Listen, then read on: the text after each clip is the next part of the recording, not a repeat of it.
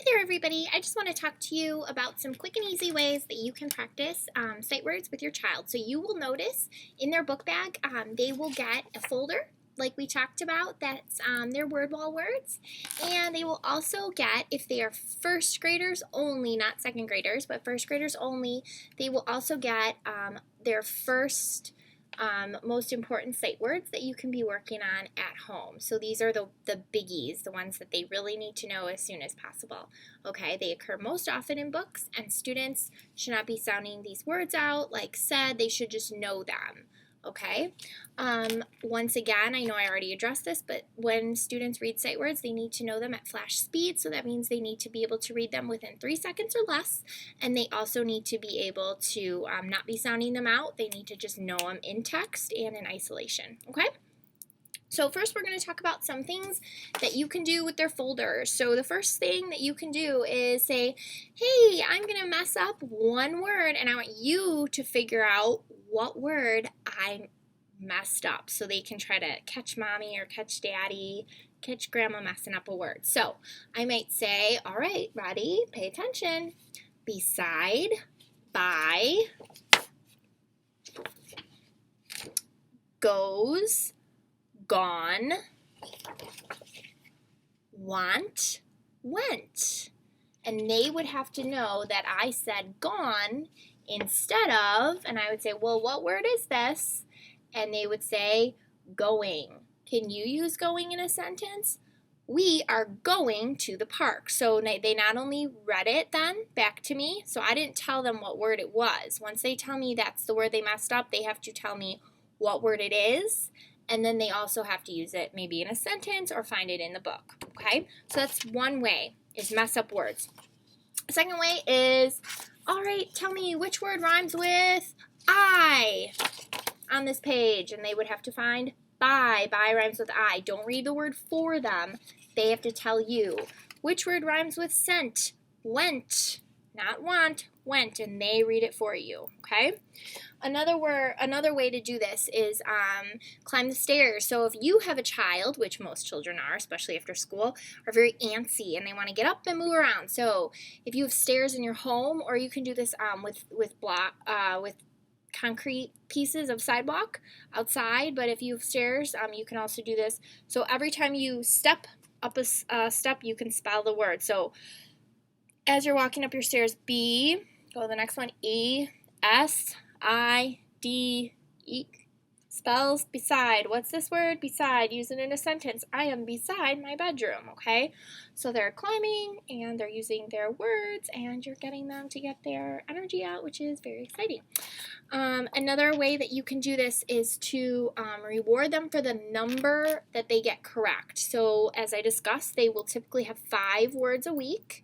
And so you can use any sort of system that would work for your family. So for example, if you have a child who really likes to get screen time, but you're trying to get them to earn their screen time and you don't want them to have unlimited screen time, you could say you'll have 1 minute of screen time for every word you can read to me from your words today. So if they get 4 words correct, they get 4 minutes of screen time. You can also do, if you are a parent who is using, let's say, a treat at the end of the day, like M&Ms or something, and you don't want them to just get their dessert, you want them to have to earn it, then they could do, you get 4 M&Ms for 4 words read correctly, that sort of thing. Okay? So those are obviously just some things. No prep. Mess up words on purpose, what rhymes with, climb the stairs, and reward the number they get correct. Those are no prep ways that you can practice with them. Another thing that you can do with them, with these words, or with these words, or with any words that they're working on in the classroom, is use materials. So students like to use their hands to spell words. But remember, just because they can copy it doesn't mean that they know what it says. So if they're spelling words using things like their food, shaving cream, you can spray like the little bit of shaving cream on top of like a sheet of foil or a sheet of wax paper, and they can take their finger and write it in the shaving cream. Chalk outside when it's nice.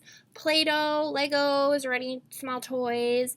If they take a stick and write it in sand or write it in the dirt, whatever. Sorry, my screen went dead. I don't know if that kept recording me. But when they are writing it, so food, shaving cream, chalk, Play-Doh, Lego, sand, so you would have them copy it and then make sure that they can read it back to you or use it in a sentence. Okay, so don't just trust that if they copy it, they copy the word want, W-A-N-T, onto a piece of paper or onto their shaving cream or in the sand.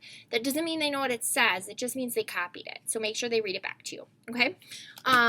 Things you can do with these with no prep involved. You can, when it gets dark out or you can turn off the lights, spread the words all over. I would not recommend putting all of these at once. That's a little overwhelming. You can maybe pick like 10. Spread them over, take a flashlight, and they can hold it and have you read the word. And if they're holding it, let's say, over a word for you and you're reading it to them, I would purposely every like 3 words or so read a word wrong to make sure that they know what it says. And then you can do the same. Your turn to hold the flashlight and they have to read them back to you. Okay? Flashlight words. Another thing is like an I spy, who am I? So if you had like 4 words laying out, or you could hide them. I spy a word that ends with D, and they would say, oh, said ends with D. Okay, and then they get to go, and you get to guess.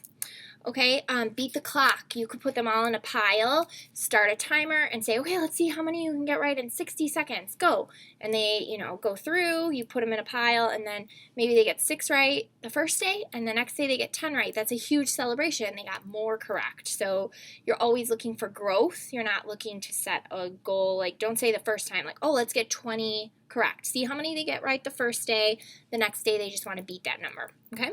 And then you can play who has more. So you could say if you get it right, you get to keep it. If I get it right, I get to keep it. And let's see if you can have more than mommy at the end. Okay? And then another way is play snap. So what you would want to do is put all these flashcards in a jar, and you can write snap on the back of just maybe like 5 of them, all right? And as they're pulling them out of a jar, pulling them out of a hat or a bowl or whatever, they have to read them. If they get it correct, they get to keep it. If they get it incorrect, they put it back in the jar or back in the bowl, and they're playing against you or playing against another sibling, a friend, whoever. If they pull out a card that says snap, they have to put all their cards back in, so whoever has the most at the end wins. So those are just some easy ways.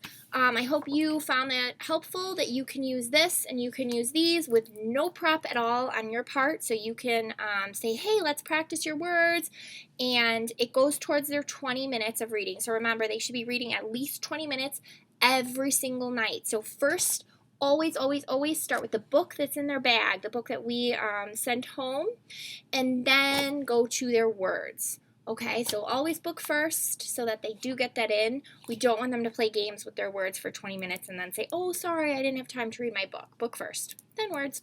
Okay, and I hope this helps. If you have any questions, as always, you can go ahead and give me an email.